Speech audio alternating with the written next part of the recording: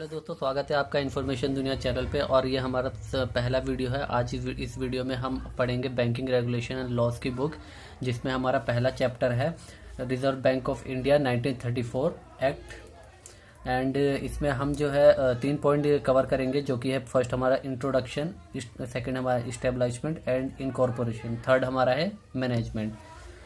तो चलो first point हम शुरू करते हैं, इंट्रोडक्शन।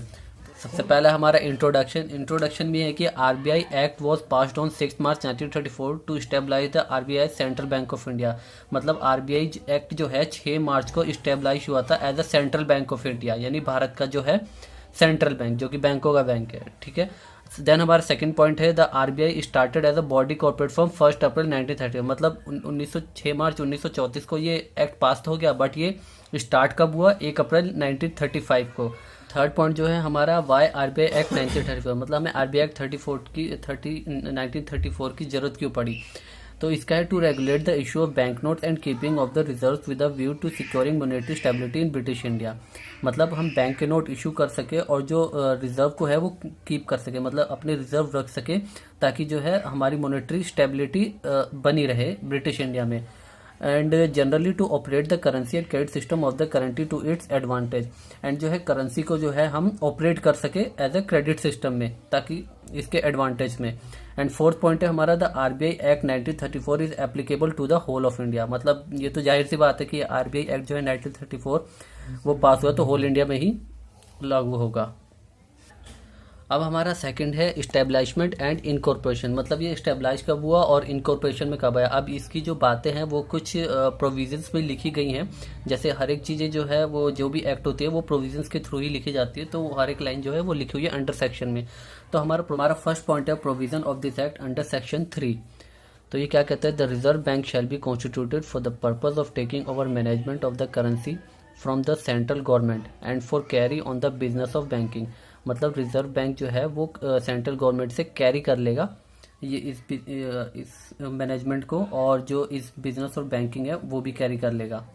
एंड हमारा सेकंड पॉइंट है provisions of this act under section 4, जो कि हमारा ये है it was set up as a body corporate having common seal and perpetual session. मतलब ये हमारा जो सेटअप हुआ है ये एज अ बॉडी कॉर्पोरेट के हुआ है, मतलब एक अलग एंटिटी की तरह हुआ है, और इसका उत्तराधिकारी हमेशा चलता रहेगा। सेकंड है हमारा a private share holding of 5 crore. ये जो शुरू हुआ था ये प्राइवेट शेयर होल्डर से हुआ था, जिसकी रकम थी 5 करोड़। ठीक है। In 1 January 1949 it was nationalised under RBI act 1934 and transfer to the public ownership. ये जो है पहले 1 जनवरी 1949 को नेशनलाइज हो गया, मतलब पूर्ण रूप से चालू हो गया, एज ए इंडिया का जो है हाथ बन गया। In 1 January 1949, it was nationalized under RBI Act 1948, transfer to public ownership. मतलब पहले ये प्राइवेट शेयर होल्डिंग में थी, अब ये जो है प्राइवेट पब्लिक ओनरशिप हो गई थी 1 जनवरी 1949 को, तब जाके ये नेशनलाइज हो गया। अब हमारा थर्ड पॉइंट है provision of this act under section 6।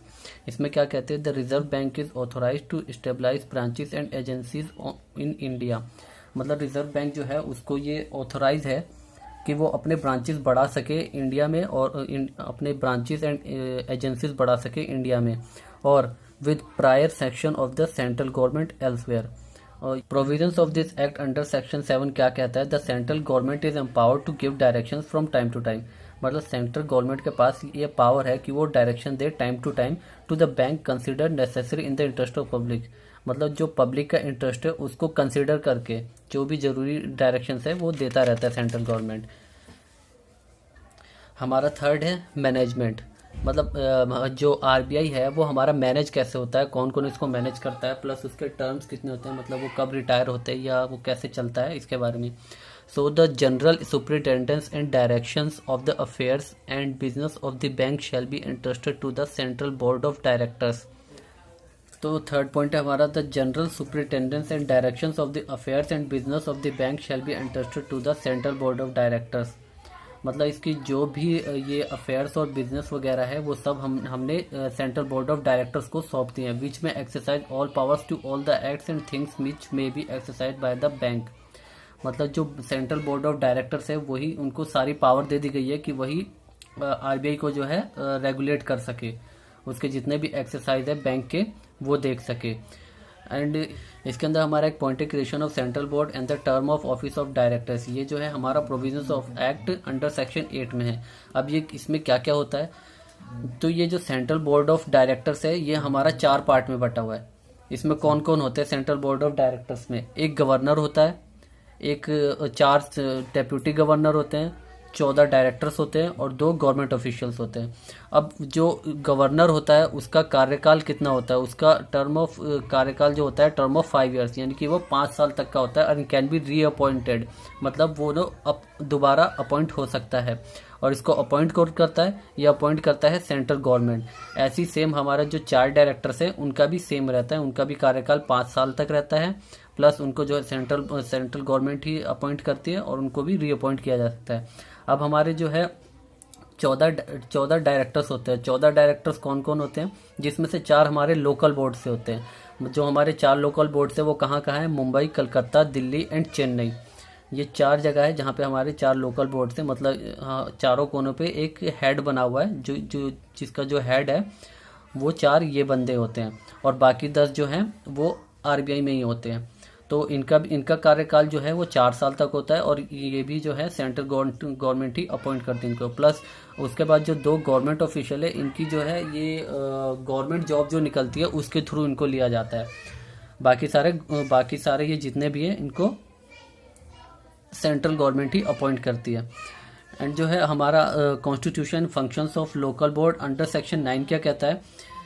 4 local boards, Mumbai, Calcutta, Delhi and Chennai. हमारे 4 लोकल बोर्ड्स होते हैं जो कि मुंबई, कलकत्ता, दिल्ली एंड चेन्नई है।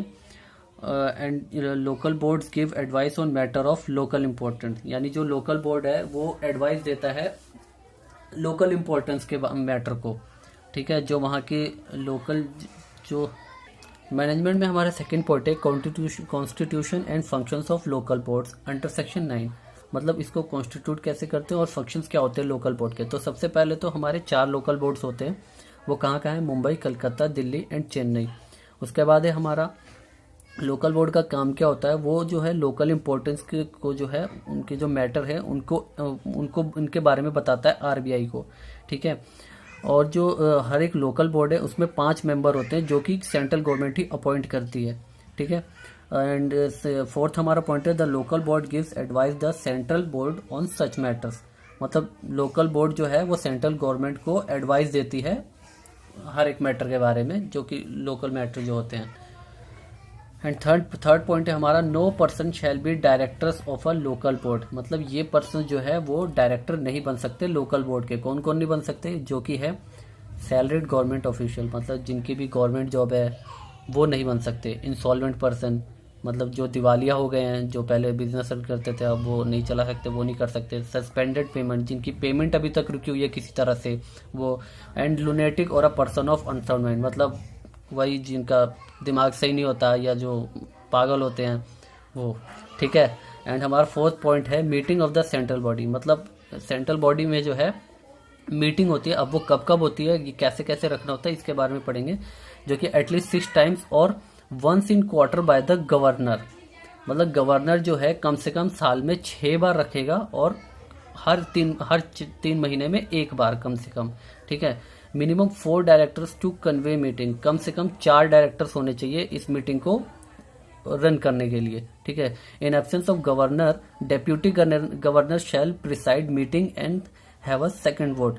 अगर गवर्नर नहीं होता तो जो डेप्यूटी गवर्नर होते हैं हमारे 4, वो मीटिंग को जो है आगे बढ़ा सकते हैं। और एंड जो भी डेप्यूटी गवर्नर इस मीटिंग को आगे प्रिसाइड कर रहा होता है उसके पास एक सेकंड वोट भी होता है कि वो उसके बदले वोट दे सके गवर्नर के बदले।